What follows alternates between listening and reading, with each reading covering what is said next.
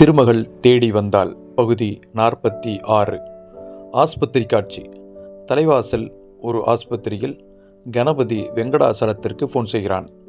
வெங்கடாசலம் ஃபோனை எடுத்தவர் கணபதியின் பெயரை தெரிந்து, கணபதி என்னப்பா சொல்லு என்றார்.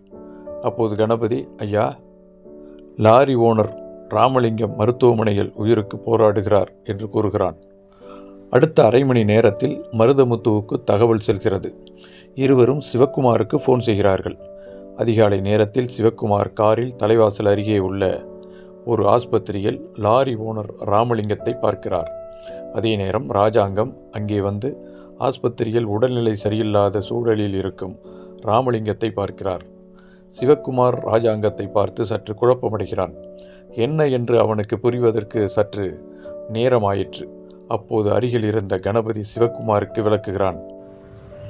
சார், ராமலிங்க ஓனருடைய லாரியில் இருந்து தான் நாங்கள் ரெகுலராக நெல் மூட்டையெல்லாம் எடுத்துகிட்டு போய் ராஜாங்க ஐயாவுடைய ரைஸ் மில்லில் கொடுப்போம். 15 வருஷத்துக்கு மேலே இந்த பிஸ்னஸை ராமலிங்க ஐயாவுடைய வண்டி மூலமாக தான் நடந்துகிட்ருக்கு என்பதை சிவக்குமாருக்கு கணபதி விளக்க, இங்கிருந்து வெங்கடாசலம் மற்றும் மருதமுத்துவிற்கு ஓரளவு இது புரிந்த மாதிரி இருந்தது. ஆஸ்பத்திரியில் உண்டான மருத்துவ செலவுகளை தான் கவனிப்பதாக கூறி ராஜாங்கம் அங்கிருந்த தலைமை மருத்துவரிடம் கூறிவிட்டு செல்கிறார். செல்லும் பொழுது சற்று சிநேகமாக அங்கு பார்த்த சிவக்குமாரிடம் புன்னகைக்கிறார். சிவக்குமாரை எங்கோ பார்த்தோம் என்று கூட உடனடியாக ராஜாங்கத்திற்கு நினைவுக்கு வரவில்லை. அதற்குள் சிவக்குமார் ராஜாங்கத்தை அடையாளம் தெரிந்து கொண்டு, ஐயா, என்ன தெரியலையா, நான் தான் மாணிக்க இனிப்பு கடை ஓனரோட பையன் சிவக்குமார். ஓ தம்பி, இப்போ தான் எனக்கு புரியுது, நீங்கள் தான் அந்த சிவக்குமாரா?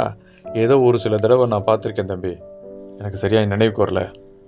அதனால் என்னங்கய்யா, பரவாயில்ல என்று கூறினான் சிவக்குமார்.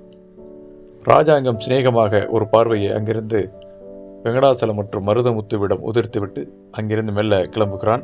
கிளம்பும் பொழுது சிவக்குமாரிடம் பணிந்த ஒரு நன்றி கலந்த வணக்கத்தை தெரிவித்துவிட்டு செல்கிறார். அங்கே கணபதி சிவக்குமாரிடம், நேற்று காலையில் ஓனர் ராமலிங்கம் எனக்கு ஃபோன் செய்து ஆத்தூர் அருகே உள்ள ஒரு வண்டியில் நெல்லை ஏற்றிக்கொண்டு நேராக ராஜாங்கம் ரைஸ் மில்லுக்கு செல்லும்படியும், நெல்லை தான் ஏற்றி கொண்டு போகும் வழியிலேயே ராமலிங்கமே வந்து நானே நெல் ஏற்றி கொண்டு செல்கிறேன் என்று கூறி என்னை வீட்டுக்கு அனுப்பி வைத்து விட்டார் என்கிறார்.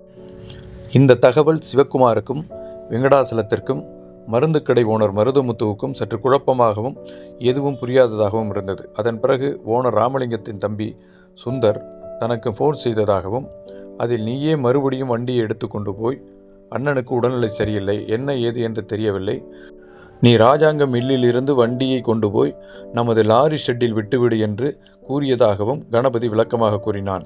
இந்த தகவலை முன்பே கணபதி வெங்கடாசலத்திடமும் மருதமுத்துவிடமும் கூறியிருந்தான். இவர்கள் பேசிக்கொண்டிருந்த சற்று நேரத்திற்கெல்லாம் ராமலிங்க வெங்கடாசலத்திடம் ஏதோ பேச விரும்புவதாக கூற, அங்கே நின்றிருந்த சுந்தர் மற்றும் கணபதி, சிவக்குமார், மருதமுத்து உள்ளிட்ட அனைவரையும் வெங்கடாசலத்தை பார்க்கிறார்கள். வெங்கடாசலம் மட்டும் உள்ளே சென்று லாரி ஓனர் ராமலிங்கத்தை பார்க்கிறார்.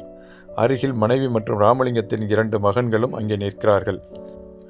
அவர்களும் அங்கிருந்து சற்று நகர்ந்துவிட, அருகில் வெங்கடாசலம் மட்டுமே ராமலிங்கத்திடம் ஏதோ கேட்பது போல் வருகிறார். படுத்த படுக்கையாக இருந்த ராமலிங்கம் வெங்கடாசலத்திடம் மெதுவாக தான் இதய நோயில் பாதிக்கப்பட்டு விட்டதாகவும், இந்த அவஸ்தைக்கு நிச்சயம் எனது பாவச் செயல்களே காரணம் என்றும் பூடகமாக கூறுகிறான். வெங்கடாசலம் அவனது காதருகே சென்று, ராமலிங்கம், நீ சொல்றது எனக்கு சுத்தமாக புரியலையப்பா என்கிறார். எல்லோருக்கும் அவங்கவங்க செய்த பாவச் செயல் நிச்சயமாக திரும்ப வந்து அவங்கள தாக்கும், இது உண்மைதான். ஆனால் உனக்கு இப்படி ஒரு சூழ்நிலை ஏற்படுற அளவுக்கு, மன உளைச்சல் ஏற்படுற அளவுக்கு நீ என்ன பாவம் செஞ்ச என்று கேட்கிறார் வெங்கடாசலம் ராமலிங்கத்திடம். அவன் ஏதோ சொல்ல ஆரம்பிக்கிறான். வெங்கடாசலம் முகம் பயங்கர அதிர்ச்சியில் உறைந்தது. அங்கே ஜீவன், நீலவேணி, சொக்கலிங்கம் மற்றும் சொக்கலிங்கத்தின் மனைவி நிர்மலா ஆகிய 4வரும் திருமணஞ்சேரி கோவிலுக்கு திருமண தடை நீங்க போய்கொண்டிருக்கிறார்கள். ஜீவன் மனதில் 1000 பட்டாம்பூச்சிகள் பறக்கிறது. நீலவேணியின் மனதில் 1000 கேள்விகள் பறக்கிறது. சொக்கலிங்கத்தின் மனதில் 1000 எண்ணங்கள் உருவாகிறது. நிர்மலாவின் மனதில் 1000 கேள்விகளுக்கு விடை கிடைக்கப் போகிறது என்ற சந்தோஷத்தில் திகழ்ந்து கொண்டிருந்தார். ஜீவன் அருகில் நீலவேணி சாலையை பார்த்தபடியே ஏதோ யோசனையில் இருந்து கொண்டிருந்த அதே சமயம் சாலையில் கவனம் செலுத்தியவன் அவ்வப்போது நீலவேணியையும் ஓரக்கண்ணால் ரசித்தபடியே காரை செலுத்தி கொண்டிருந்தான் ஜீவன். நீலவேணி தன்னை ஜீவன் கவனிப்பதை பார்த்து கொண்டிருக்கிறாள். நீலவேணியை பொறுத்தவரை இந்த திருமணம் நடந்தால் நல்லது, நடக்காவிட்டால் ஒன்றும் கவலைப்படுவதற்கு இல்லை என்ற ரீதியில்தான் அவளது மனம் எப்போதுமே இருக்கும். இப்பொழுதும் அப்படித்தான் இருந்தது. தலைவாசல் மருத்துவமனையில் வெங்கடாசலத்திடம் படுக்கையில் இருந்த லாரி ஓனர் ராமலிங்கம் அங்கிருந்த சிவன் சிலை வடிவில் இருந்த ஒரு போட்டோவை கையை காட்டிவிட்டு அழ ஆரம்பித்தார். வெங்கடாசலத்திற்கு எல்லாம் புரிந்துவிட்டது. அதிர்ச்சியுடன் நிமிர்ந்து சிவக்குமாரை பார்த்தார். அருகில் இருந்த மருதமுத்து சற்று கலவரம் அடைந்த முகத்துடன் வெங்கடாசலத்தை பார்த்தார். இது எதுவுமே தெரியாத ராமலிங்கத்தின் தம்பி சுந்தர் வெளியே நின்று செய்வதறியாது திகழ்த்தி கொண்டிருந்தார். கணபதி உள்ளே வருவதும் வெளியே போவதுமாக இருந்தான். அதே நேரம் திருமணஞ்சேரி என்பது திருமணம் நடந்த இடம் என்று அர்த்தமாகிறது. பார்வதி தேவிக்கும் சிவபெருமானுக்கும் மகாவிஷ்ணுவால் திருமணம் செய்யப்பட்ட ஸ்தலம் என்று கூறப்படுகிற இந்த தலத்தில் மகாலட்சுமி சக்தி, மகாவிஷ்ணு, சிவன் ஆகிய நால்வருமே வாசம் செய்வதாக ஒரு ஐதீகம். மகாவிஷ்ணுவிடம் எப்போதும் லட்சுமி தேவி பக்கத்திலும் அல்லது மார்பிலும் இருப்பது வழக்கம். ஆனால் இந்த கோவிலில் தாயாரை தன் மடியிலேயே தாங்கிய கோலத்துடன் மகாவிஷ்ணு அழகு ததும்ப காட்சி தருகிறார். திருமணஞ்சேரி பரிகார ஸ்தலமாக விளங்குகிறது.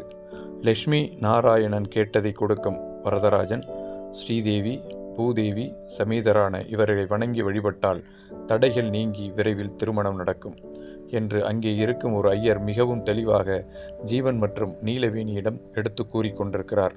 அதன்படியே ஓரிடத்தில் அமர்ந்து ஜீவனும் நீலவேணியும் தனக்கு திருமணம் நடக்க வேண்டும் என்று மனதார சிவனையும் பார்வதியையும் வணங்குகிறார்கள். அங்கே சொக்கலிங்கமும் நிர்மலாவும் ஒருபுறம் வேண்டிக் கொள்கிறார்கள். சொக்கலிங்கம் மனதில் ஏதேதோ எண்ணங்கள் ஒன்றன் பின் ஒன்றாக மனதில் வந்த வண்ணம் இருக்கிறது. அருகில் இருக்கும் நிர்மலா அவ்வளவு எண்ண ஓட்டத்தில் சில சம்பவங்களுடன் கூடிய பழைய நினைவுகளை அசை போட்டு கொண்டு அதிலிருந்து தனது மகள் எப்படியாவது தப்பித்து புதிய உறவுக்குள் சந்தோஷமான ஒரு அத்தியாயத்திற்குள் அடியெடுத்து வைக்க வேண்டும் என்று நினைக்கிறாள். ஜீவனது மனதில் நீலவேணியை தான் திருமணம் செய்து கொண்டு எப்படியாவது நல்ல ஒரு வாழ்க்கையை வாழ்ந்து காட்ட வேண்டும். அவனுக்கு நீலவேணிக்கும் சிவகுமாருக்கும் உள்ள முந்தைய பந்தம் நன்றாக தெரியும். இருந்தாலும் கூட நீலவேணி சிவகுமார் பந்தம் என்பது சாதாரணமான ஒன்றுதான். அது எல்லா காலகட்டத்திலும் ஆங்காங்கே நடக்கும் ஒரு நிகழ்வுதான் என்று தெள்ளத் தெளிவாக உணர்ந்தவன் ஜீவன். தனக்கும் நீலவேணிக்கும் இருக்கக்கூடிய திருமண தடைகள் இன்றோடு முடிவுக்கு வந்துவிடும். இதன் பிறகு நாம் வாழ்வில் நிச்சயம் ஒரு ஏற்றம்தான், ஒரு சந்தோஷமான எதிர்காலத்தை தொடங்கலாம் என்று முடிவு செய்கிறான். சிவகுமார் வீட்டில் பரிமளம், ஆனந்தி மற்றும் குழந்தைகள் சிவானி, சிறுவன் திருமூர்த்தி ஐவரும் அமர்ந்து உணவருந்தி கொண்டிருக்கிறார்கள். ஆனந்தி அத்தை பரிமளம் மற்றும் குழந்தைகளுக்கு சாதம் பரிமாறி கொண்டிருக்கிறாள். அப்போது கேஷியர் தினேஷ் மற்றும் புவனேஸ்வரி அங்கே வருகிறார்கள். கேஷியர் தினேஷ் மற்றும் புவனேஸ்வரி தினேஷின் அக்கா திருமணத்திற்காக வெற்றிலை பாக்கு தாம்பூலத்துடன் கல்யாண பத்திரிகையை கொண்டு வந்து கொடுக்கிறான். அனைவருமே எழுந்து நின்று கல்யாண பத்திரிகையை வாங்குகிறார்கள். திருமகள் தேடி வருவாள் பகுதி 47.